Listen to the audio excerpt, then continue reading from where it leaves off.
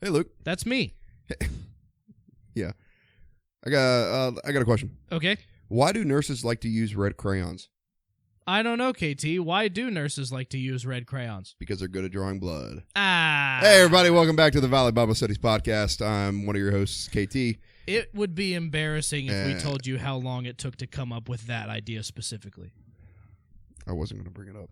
And I'm Luke. Yeah, welcome back. We're getting a little inconsistent with how we...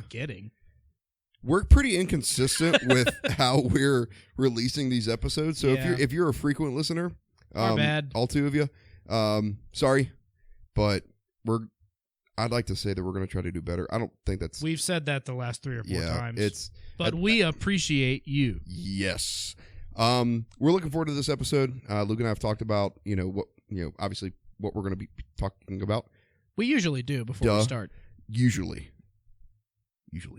But I think this is going to be good. I really enjoyed our last episode. If you haven't checked that out, please go back to whatever platform you're listening on and check that one out because it's a goodie. But getting into this one, so topic at hand, idolatry. So first, let's get the Bible major himself. Hello.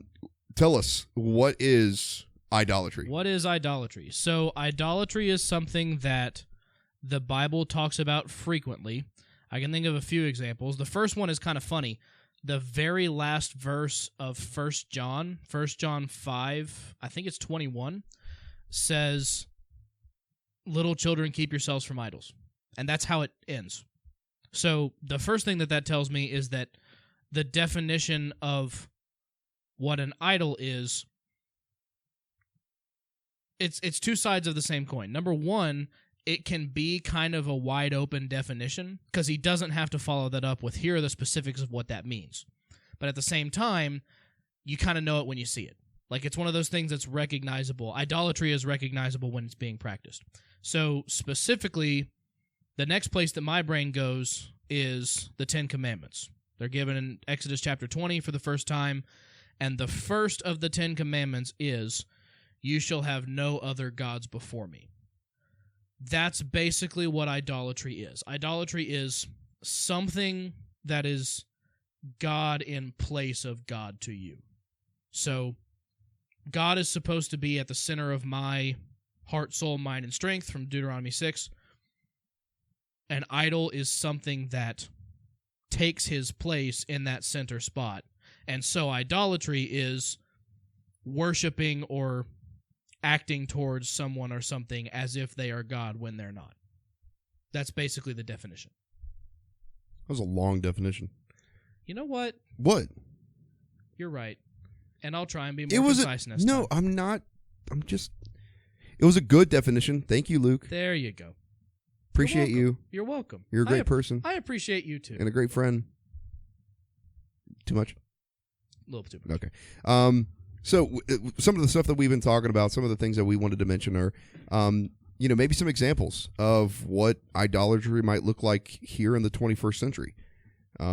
There's a lot of things that could, take place of our focus and our devotion to God. That is true. Right? It's basically anything that you are putting in front of either worship, Bible study, any sort of praise, your role in the church, fellowship in the church.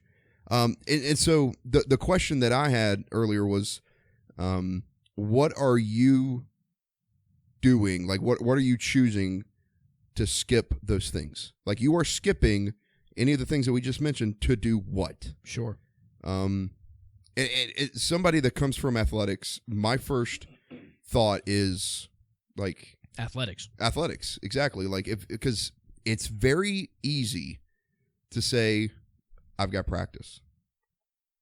I've got a tournament. Well, in athletics especially, this is sort of true of any hobby, but athletics it's tricky because number one, you feel an obligation to it. Like if you're a coach or you're a player or whatever, you feel an obligation to be like to show up for your team, to show up for the organization, because you've made a commitment to them. because you've made a commitment. You're a part of the team. You're a part of the organization. But at the same time, have you not made a commitment to God? Right. And so on the other hand, you combine the commitment piece with the entertainment piece. Yeah. This is something that I like to do, that I have fun doing. Yeah. Those two together make a very hard argument to turn down sometimes. And it's all about what you are prioritizing. Mm-hmm. So say, again, we'll stick with the athletics just for a moment, but, I've made a commitment to my team. The team's not the same without me. Right. They need me to be there. Church isn't going to miss me. They're still going to have it. Me not being there isn't going to change anything with that. And I hate to break it to you, but it's going to change everything. Yeah. Because over time, what's going to happen is you are going to become desensitized to missing fellowship. And the way that happens is, so Hebrews 10, in the verses around, like Hebrews 10:25 is the classic, don't forsake the assembly as is the habit of some, right? In the verses around that, the reason that is given for not missing church is not just because you should be there. It's because church, the meetings, the worship, the fellowship of the church is where you are given the opportunity both to be encouraged by other Christians and to participate in the encouragement of other Christians. That should be a regular thing, and when it's not a regular thing and it's not a priority, you will be surprised how quickly other parts of your spiritual life start to weaken. Right.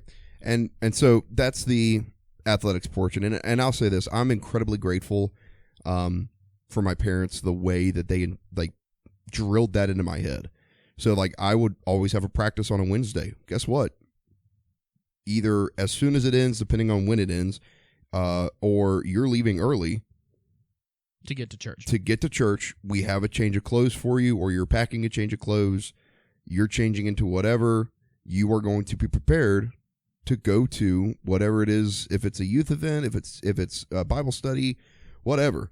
You're going to be prepared to do that, and you are going to put that over whatever it is that you're doing. And I think it's important to say, and athletics is a good example to say this about.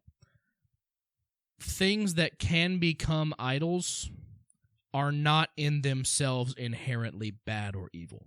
Athleticism is not a bad thing. Paul uses athletic metaphors in places like, he says in 1 Corinthians 9, he uses the metaphor of a race for faithfulness. And he says, if you want to win a race, you run in such a way that you can attain the prize. And he uses that as a metaphor for faith. Athleticism by itself is not a bad thing. A lot of things that can be turned into idols are not bad things by themselves. But it's, am I putting so much emphasis on this good thing that it is taking the place of the best thing? And you being able to prioritize church, prioritize worship, fellowship, whatever it may be, you're setting an example twofold. One, to the people that you are fellowshipping with, because they know that you have taken something out of your life in order to be there. Mm-hmm. And two, the people that you are leaving to go to church. They're going to see that. They're going to see that. And that's one thing. I'm not trying to, pat myself on the back here or anything. That's not my intention. But it's on Wednesdays during football season, I leave practice early. I'm the associate head coach. I'm the defensive coordinator. I leave early because I know where I should be, and two, they see that and they respect that. They make fun of me every now and then, which, sure, whatever, I'm fine with. I make fun of people for all kinds of stuff in a good way, I think. Anyway. Most of the time. But they know that that's a priority for me. And so when they do that, or when we practice or plan our practices, we make adjustments on Wednesdays so that can happen. And so at first, that wasn't the case. Yeah.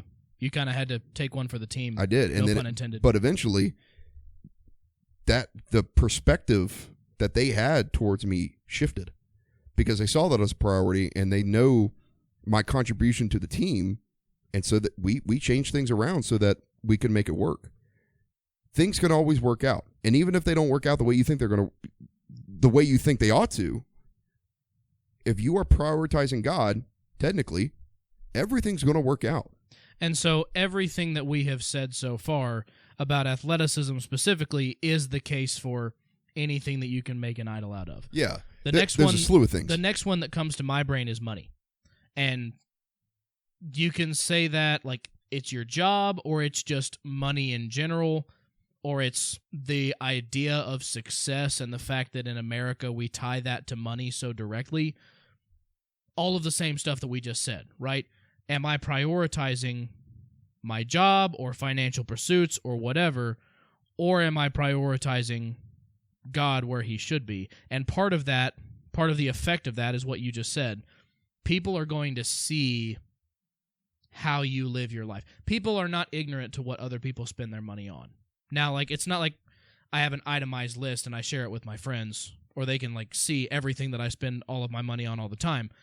But if your goal is financial success and the things that are typically associated with financial success, the big house, the nice car, the big wardrobe, the newest phone, the newest whatever technology thing, hobbies that are really expensive, those are obvious signs of where your priorities are if they take front and center. Now, again, are any of those things wrong by themselves?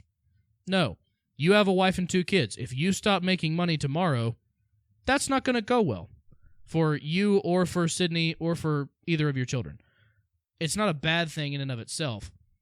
It becomes a bad thing when people look at my life, and if the outsider looking in, whether they're a member of the church or not, can look at my life and say, this is the thing that defines what he wants or who he's trying to be, and that thing is not God. That's a problem.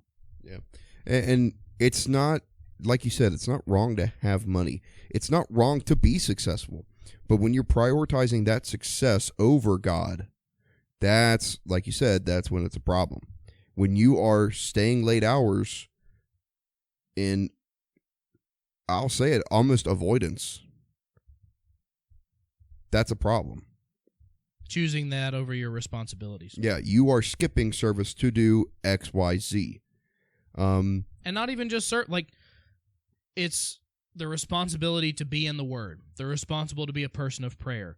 The responsibility to, if you have like a wife and kids, to be a family man, to be present for them. It's all of those things that are responsibilities laid on the Christian. Yeah. And there's we could make a list of things that could be idolized over God. And honestly, one of those things I think is also people. Yeah. I think we can idolize people over God, and that's not a direct, like, we're spending more time with that person. That could be the case, or potentially we are taking their word over what the word says. I think there are plenty of people, even within the church, that we borderline idolize just because of the things that they say, because they've become so popular with what they say and how they say it that we're taking their word as gospel. Yep. and we are not doing the work ourselves. There are so many people that, obviously I'm not going to name names, but there are so many people that we trust so much, and anytime we have any sort of issue, question regarding whatever, we look to that person and we're not looking to God. So here's what I'll say, and I say this largely from the minister perspective. If you ask me, what preachers do I look up to? I can give you a list, partially because they are really good at the public speaking and the declaration of the gospel part, partially because they practice what they preach, right? Like, you don't want to listen to somebody who's just all talk but not doing it Monday to Saturday. I could give you a list of mentors of mine, and also people who are not like I don't have a personal relationship with, but their style and the way that they get it across and the way that they present themselves as witnesses to that message is really good. If you ask me who my favorite preacher is, the answer is Jesus, period. And if that's not the answer, that's a problem. That's problematic. Yeah. Yeah. And we're taking everything that they're saying, again, as gospel. If they're preaching the gospel, that's great. Duh. But we're leaning on those people, and we're looking at those people in a way that's dangerous. So, Acts 17:10. The Bereans were more. Let me try again. The Bereans were more noble-minded than the Thessalonians because they went back to the Scripture. They searched the Scriptures daily. Usually, we end the quotation of that verse right there. Mm-hmm. But the verse says they searched the Scriptures daily to see whether these things were so. Right. And what things are they? It's what Paul is preaching. So they're going back to, at that time, the Old Testament, but they're going back to the Scriptures and they're checking. Even Paul the Apostle, arguably the second greatest and most important preacher after Jesus himself, they're checking him on it. Right. They're making sure that what he is saying lines up with the truth that they know in the Scriptures. Right. We sometimes fail to do that, partially as a cause and partially as a symptom of the kind of thing that you're talking about. Well, and one thing that, and because you and I have both experienced, especially kids like in the youth, or just people, in general, that they'll come to us with a question or maybe advice. They have a situation that's going on in their lives. They want some guidance. Yeah. The first two things I always ask them: 1, have you prayed about it? Yep. 2, have you studied about it? Yep. Because if you haven't done those two things, don't come to me first. That is my advice. Mm-hmm. That's what I'm going to tell you to do. Because otherwise, everything I say could be hearsay, could be whatever. Right. How do you know that I'm right? Yes, you trust me. Yes, you respect me. But if I haven't done those two things myself either, we're in a heap of trouble. And again, it's not wrong to have those people in the church that you look up to. No, not at all. Number one, places like you actually should. Right, 1 Timothy 5, Titus 2, you should have those people. He says exhort older men as fathers and older women as mothers. Yeah. You should have those role models that you go back to. And it's not like it was wrong for the Bereans to think very well of Paul. It's not wrong to have a quote-unquote favorite preacher, right? No, not at all. It's not wrong to like certain people's styles or certain people's way of thinking about things. It is wrong when that person, merely because of their platform, becomes the center of your attention. Yeah, and let me say this. If you're going to church because your favorite part of it is listening to the preacher, that's actually the part of it that is the least worshipful on your part. Yeah, that's an issue. Yeah. I want to go because that guy's preaching. Dangerous. Very. And it happens. It happens all the time. I've been guilty of that before. It's a slippery slope kind of deal.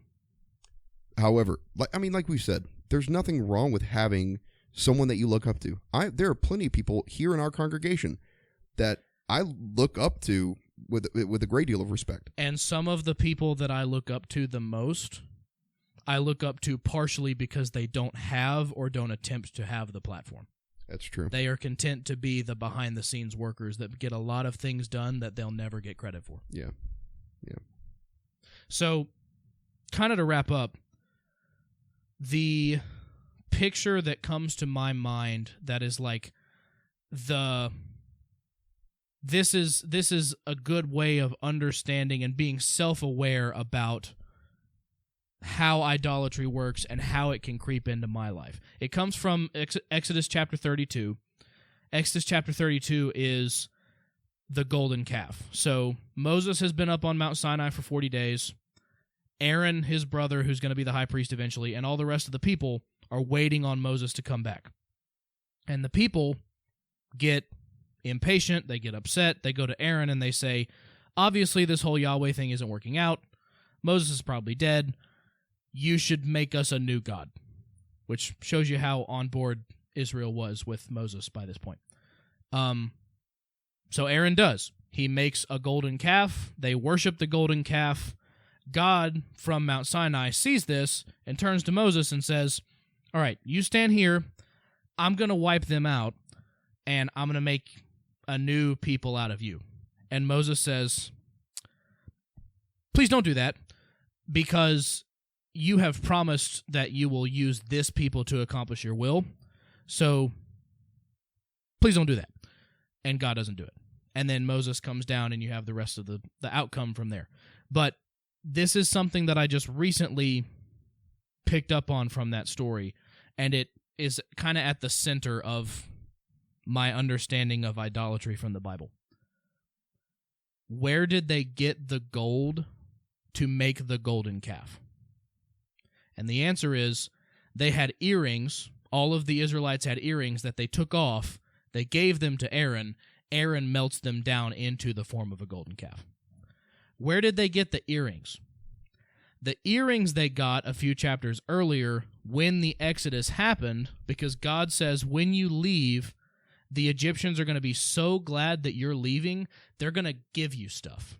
And they're going to give you money, and they're going to give you household idols in some cases, and they're going to give you jewelry. So the earrings that the Israelites give to Aaron, they were given by the Egyptians on their way out. Why were the Egyptians giving them stuff? Because God had declared victory over Egypt in the Exodus. So they get the earrings because of God's deliverance and immediately turn around and fashion them into an idol. What blessings that I have because of God am I fashioning into idols? Scary question. It's difficult because we see of all the things that we have in our lives, and I think this might be an American thing, I don't know, or maybe just a Western thing, of I've worked for everything I have. Uh-huh. I've worked hard for everything that I have. And that's a very difficult thing to overcome. Right. Whereas James says in James chapter 1, every good gift and every perfect gift is from above, coming down from the Father of lights. You don't have anything. You haven't earned anything, and neither have I. Every good gift is from God. So if I understand that, and I understand that anything that I could potentially turn into an idol is something that I've gotten from God to begin with, the question is, what blessings that God has given me am I turning into idols? Let me tell you something. As a teenager, so one of my best friends, Aaron Venner Avestein. Hi, Aaron. Aaron, if you're listening, I'm going to toot your horn a little bit. He has always, even from when we were kids, had a very good perspective of none of this is mine. Yep. And, if he ever had car trouble, which he did, he would always say, man, am I lucky enough just to have a car? Anytime that there was any sort of trouble, he would look back at the blessings that he had to be in the problem that he was in. And that, dude, to me, that has always stuck with me. And let me tell you something. Anytime that we, as a family, are sitting down, like, so say we're about to eat dinner, first thing that we're trying to do with Paige, because she's at the age where she's starting to get a lot of stuff, first thing we do is pray.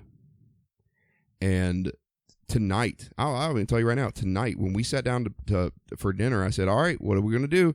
She was like, I'm going to drink my milk first. I'm going to do this first. I'm like, Paigey, we need to pray. I don't want to pray. Sometimes kids are the best picture of adults. Yeah, it's ever. And they're just more honest about it. Right.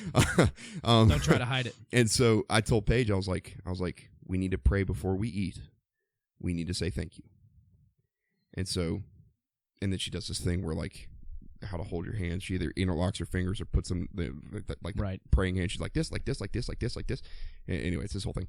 But I always try to put a big emphasis on saying thank you as many times as I can in prayer when I'm praying with Paige, because Aaron did that for me when we were teenagers, and that has stuck with me all these years. And if I can start Paige with that perspective, if I can start my kids with that perspective, I mean, I have Aaron to thank. Ultimately, I've God to thank. But it's the idea that none of this is ours. Everything that we have is a blessing, and I can't put that above my Lord and Savior. So kind of as a not necessarily, we'll call it word of advice. If you look at what you just said, and you look at all of the different ways in which the Bible addresses this topic, Jesus talks about this. Matthew chapter 6. He says, why are you worried about clothing? In other words, why are you thinking about that instead of thinking about the kingdom? And what's his response? He says, consider the lilies of the field, who neither toil nor spin, yet I tell you that even Solomon in all his glory was not arrayed like one of these. If God so clothes the grass of the field, which today is alive and tomorrow is thrown in the oven, will he not much more clothe you? Everything that you and I have is from God. The proper response to everything that you and I have is thankfulness. Therefore, you can make the argument, and it's a pretty solid argument, that the antithesis and the solution to idolatry is thankfulness. That's a pretty good full circle. It's about as good of a conclusion statement as I can come up with. I reckon. So. I don't have a better one. I'll let you have the last one. Okay, we're done. This I really liked this one. Came full circle, and I think we had fun doing it. We want to thank you so much for being here with us for this episode. We'll, as our friend Ben Dull says, we'll see you in 6 months. It's becoming less and less of an exaggeration. We will make another episode when we can later. Yeah. Hopefully, I mean, with summer, I think we might be able to find a little more time. Well, no, I mean, the days that you're off, I mean, I know summer is extremely busy for you, but the days that you do have off, I probably have off. That's probably true. So it is only April, so we still have a ways to go until summer. Yeah, but we'll work on it, folks. We'll make it happen. Yeah, we just. I tell you what, email Luke. Okay, wait, and hold tell on. him to stop being tired. Wow, it's not just because I'm tired. Occasionally, it's because I'm tired, but not every time. Give a percentage. You're a jerk.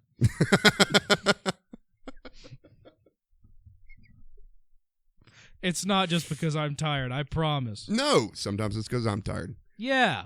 Most of the time it's because Luke's tired. All right. Look, man, I have 2 kids. I got to be up at 6 a.m. in the morning. I have 15. What's your point? I said 6 a.m. in the morning. That's a... Yeah, that's... Yeah. Mm-hmm. I have to be up at 6 a.m. And it's... I don't have a response to that. I said I was done a minute ago. Wow. All right, fine. Thank you for being here. We'll see you. See you later. Take care.